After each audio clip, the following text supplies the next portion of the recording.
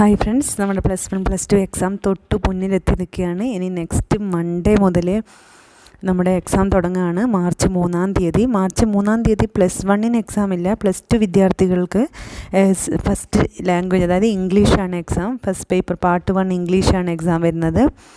പിന്നെ +2 വിദ്യാർത്ഥികൾക്ക് 5-ാം തീയതി +2 വിദ്യാർത്ഥികൾക്ക് ഫിസിക്സ്, സോഷ്യോളജി, ആന്ത്രപ്പോളജി ഉണ്ട്. പിന്നെ +1കാർക്ക് 6-ാം തീയതിയാണ് തുടങ്ങുന്നത്. സെക്കൻഡ് ലാംഗ്വേജോട് കൂടിയിട്ടാണ് തുടങ്ങുന്നത്. ഇങ്ങനെയാണ് എക്സാം ഷെഡ്യൂൾ മുന്നോട്ട് പോകുന്നത്. എല്ലാം ഞാൻ ഓർമ്മിപ്പിക്കേണ്ട കാര്യമില്ല. ഉച്ചയ്ക്ക് ശേഷമുള്ള എക്സാം 1:30 മുതൽ 4:15 വരെയാണ്. പ്രാക്ടിക്കൽ ഇല്ലാത്ത പേപ്പറിന്, പ്രാക്ടിക്കൽ ഉള്ളതിന് 3:45 അവസാനിക്കുന്നതായിരിക്കും. രാവിലെയുള്ള എക്സാം സ്വാഭാവികമായിട്ട് സാധാരണ നമ്മുടെ 9:30ക്കാണ് എക്സാം തുടങ്ങാറ്. എക്സാമിന് മുന്നേ നമ്മൾ സ്കൂളിലെത്തണം. അത് 1 മണിക്കൂർ മുന്നേ എത്തണം എന്നുള്ള ലക്ഷ്യത്തോടു കൂടി വരണം. അരമണിക്കൂർ മുന്നെയെങ്കിലും നമ്മൾ എക്സാമിൽ എത്തിയിരിക്കേണ്ടതാണ്, ശ്രദ്ധിക്കേണ്ടതാണ്. പിന്നെ പ്രത്യേകം നമ്മൾ ശ്രദ്ധിക്കേണ്ട ഒരു കാര്യം, ഇനി എങ്ങനെ അങ്ങോട്ട് പഠിച്ചു തുടങ്ങണം എന്നാണ്. അതായത് മോഡൽ എക്സാമിന് കുറച്ചൊക്കെ അങ്ങോട്ട് നോക്കിയിട്ടുണ്ടാവും അല്ലേ.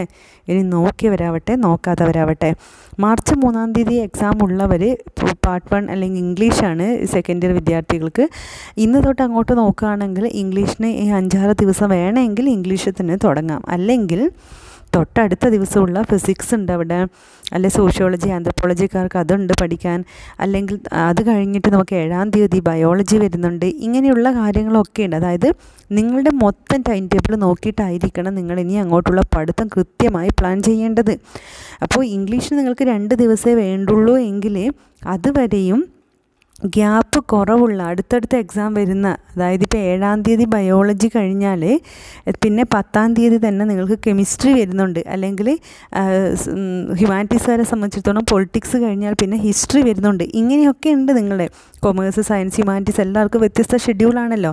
അപ്പോൾ നിങ്ങളുടെ ടൈം ടേബിൾ നിങ്ങൾ എഴുതി ഉണ്ടാക്കിയിട്ടുണ്ടാവണം. മൊത്തത്തിലുള്ള ടൈം ടേബിൾ അങ്ങ് പേസ്റ്റ് ചെയ്താൽ പോരാ. നിങ്ങളുടെ കോമ്പിനേഷൻ ബയോ, മാത്സ് ആവട്ടെ, അല്ല 39 കോമ്പിനേഷനുള്ള കൊമേഴ്സ് ആവട്ടെ, ഹ്യൂമാനിറ്റീസ് ആവട്ടെ, നിങ്ങൾ ഏത് കോമ്പിനേഷൻ, നിങ്ങളുടെ എക്സാം 6 പേപ്പർ എങ്ങനെയാണ്, പ്ലസ് അതിനുശേഷം നമ്മുടെ +2 വിദ്യാർത്ഥികൾക്ക് ഇമ്പ്രൂവ്മെൻറ്റ് വരുന്നുണ്ട്. +1 വിദ്യാർത്ഥികൾക്കാണെങ്കിൽ 6 പേപ്പർ മാത്രമേ ഉള്ളൂ. അതുപോലെ തന്നെ ഇപ്പോൾ +1 വിദ്യാർത്ഥികളെ സംബന്ധിച്ചിടത്തോളം ഉദാഹരണം എക്സാമ്പിൾ കോമ്പിനേഷൻ 20 സൈക്കോളജി കോമ്പിനേഷനുള്ള ഹ്യൂമാനിറ്റീസുകാരെ കുറിച്ച് പറയുകയാണെങ്കിൽ അവർക്ക് 6-ാം തീയതിയാണ് എക്സാം തുടങ്ങുന്നത്. പിന്നെ അവർക്ക് 6 കഴിഞ്ഞാൽ നല്ലൊരു ഗ്യാപ്പ് അങ്ങോട്ടുണ്ട്. പിന്നെ അത് കഴിഞ്ഞിട്ട് ഹിസ്റ്ററി ഒക്കെ വരുമ്പോഴേക്കും 15-ാം തീയതിയാണ് ഹിസ്റ്ററി ഉള്ളൂ. പിന്നെ വീണ്ടും അടുത്ത എക്സാമിന് വേണ്ടിയിട്ട് വലിയൊരു ഗ്യാപ്പ് 20-ാം തീയതിയേ പൊളിറ്റിക്സ് ഉള്ളൂ. അപ്പോൾ ഇങ്ങനെ ഗ്യാപ്പുള്ള പേപ്പേഴ്സ് അങ്ങോട്ട് ഉണ്ടാകുമ്പോൾ ഇപ്പം നിങ്ങൾ അത് നോക്കണ്ട. 10 ദിവസമോ 5 ദിവസമൊക്കെ ഗ്യാപ്പുള്ള പേപ്പർ ഇപ്പം ഇനി നോക്കണ്ട, ഇനി നോക്കാനേ പാടില്ല.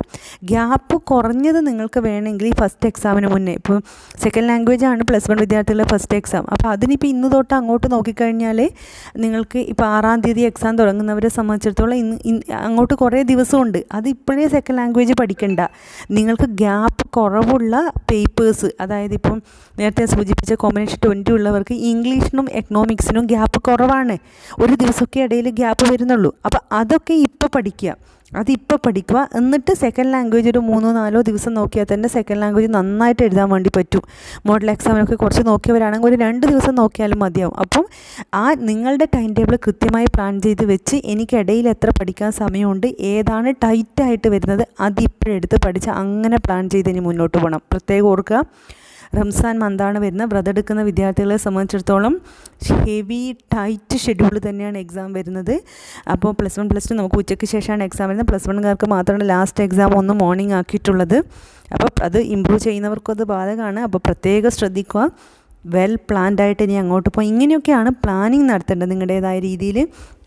പകൽ പഠിക്കാൻ പറ്റുന്നവർക്ക് അവർക്ക് പഠിക്കാം, പുലർച്ചെ എഴുന്നേറ്റ് പറ്റുന്നവർക്ക് അങ്ങനെ പഠിക്കാം, രാത്രിയാണ് കൂടുതൽ മനസ്സിലാവുന്നത് നിങ്ങൾക്ക് അങ്ങനെ പഠിക്കാം. എങ്ങനെയായാലും നിങ്ങളിപ്പോൾ ഒരു പ്ലാൻ ഉണ്ടാക്കി പഠിച്ചിരിക്കണം, നിങ്ങളുടേതായ രീതിയിൽ പഠിച്ചിരിക്കണം.